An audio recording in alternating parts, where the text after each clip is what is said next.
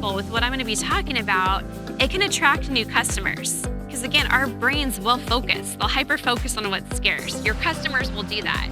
It can increase loyalty. And I'm gonna share some examples with some of the big brands and what they're doing.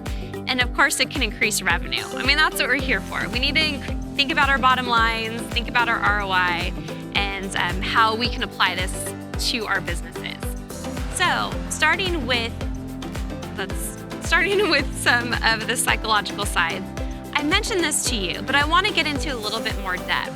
So there have been neurological studies that have used MRI scans. So if you don't know what an MRI is, I mean, that's where if you've seen a movie or a hospital show where the patient's going into the tube to be x-rayed, that's what those MRI scans are.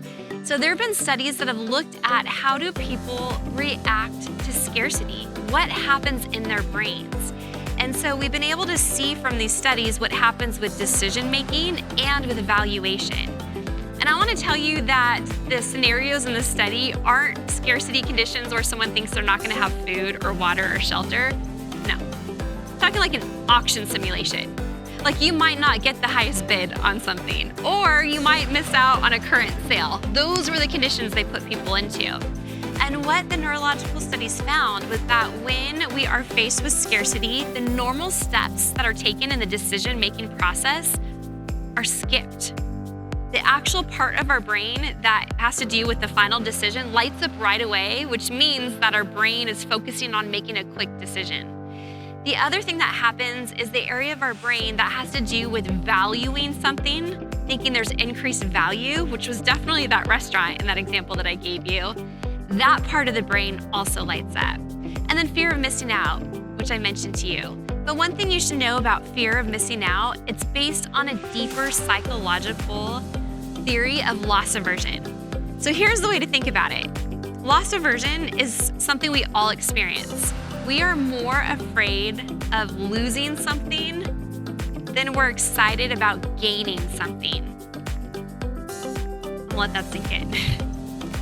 We have a harder time with loss than excitement for gain. And think about even the messaging that you do with your marketing. And I'm not saying fear and all of that. I'm saying things like showing someone what the current price is now, but what it's gonna be later. Those are subtle little psychological things that make a difference. But we're wired to try to avoid loss. And here's the more personal way to think about it. Have you ever been out on either in a parking lot or in a sidewalk and you found money? Right? Like, so just picture, you find let's say you find a $20 bill. Like, that's exciting, right? Like, you're like, yes, I'm $20 up. There's no one around, you're in a parking lot, you put it in your pocket, you feel pretty good. Now, have you ever been in a situation where you can't find your $20 bill? Maybe you stuck it in your pocket. Doesn't that hurt a little bit more, that loss? I think I spent about 20 minutes not making my husband wait in the car because I couldn't find my Kohl's coupon. I wouldn't go because it was lost now. I'm like, if I go, I'm gonna miss out. And so we don't want our loss to happen. So this is what's going on in the brain, but let's get a little bit more tactical.